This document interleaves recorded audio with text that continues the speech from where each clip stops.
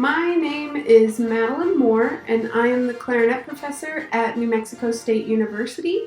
Since we are all stuck indoors right now, and our regular band classes and everything are interrupted, I thought I would help out and make videos for the Etudes that will be in the 2020 New Mexico All-State for clarinetists.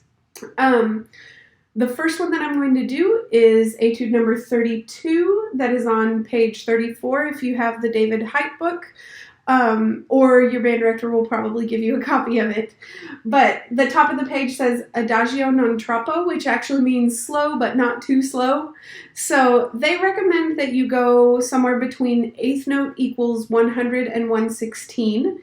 You can choose to count it in eighth notes if you want. When you do that, remember to keep in mind that quarter notes will get 2 beats, half notes will get 4 beats, and likewise, your 16th notes will act like eighth notes normally do, and most importantly, your 32nd notes will act like 16th notes typically do.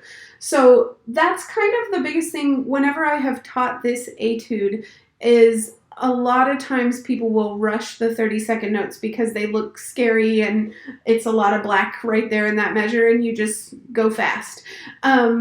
Make sure you're keeping your pulse through there and not rushing. I myself prefer to count this etude in quarter notes, but you can choose to do either way. So if you want to do it in quarter notes like I do, it would be quarter note equals 50 to 58 would be your tempo. Just make sure when you're doing that you're subdividing your eighth notes the entire time so that you know you're moving at exactly the right times. So the other things that I would look out for in this etude are be really careful about the double dotted eighth note in the second measure. It's not the same as a regular dotted eighth note. You'll want to think all of your 32nd notes in that beat so that you put the E on the very last 32nd note of that beat.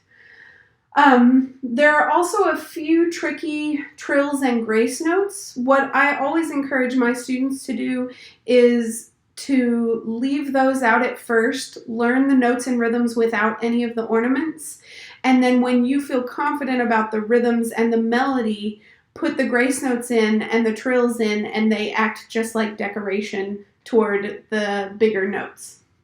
All right, with all that said, here we go. Etude number 32, Adagio non troppo.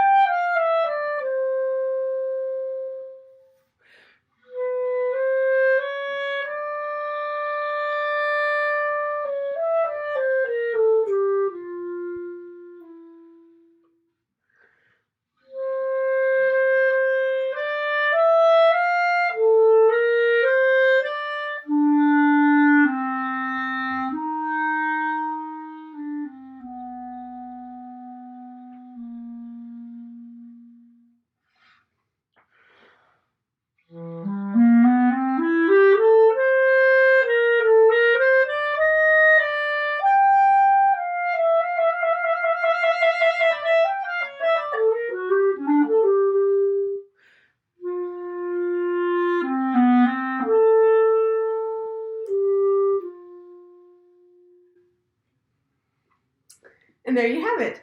Of course, like with any lyrical etude, the breathing can be a challenge, so I would encourage you try to make yourself sit up straight, get good low breaths every time you breathe, and try to make your phrases as long as you can.